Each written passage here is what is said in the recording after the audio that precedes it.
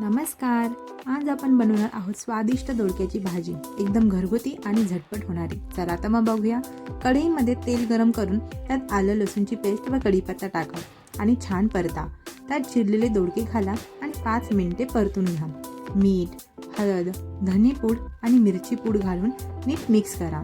आता त्यामध्ये शेंगदाण्याचा कूट घाला. पुन्हा एकदा चांगलं मिक्स करून परत जोपर्यंत तेल सुटत नाही तोपर्यंत त्याला छान परतवून घ्या. नंतर गरम पाणी घालून झाकून ठेवून दोडका पूर्ण शिजेपर्यंत शिजवा. दोडका शिजला आहे की नाही हे नक्की चेक करा. भाजीला छान कन्सिस्टन्सी आली की गॅस बंद करा आणि कोथिंबीर घालून मिक्स करा. गरम गरम दोडक्याची भाजी भाकरीसोबत किंवा पोळीसोबत सर्व करा.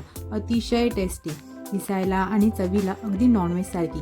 आजीच्या हातची आठवण येईल अशी भाजी. कांदा टॅमॅटो नसलेली ही भाजी नक्की ट्राय करून बघा. जर रेसिपी आवडली तर लाईक, शेअर आणि सबस्क्राईब करायला विसरू नका. Happy cooking. थँक्यू.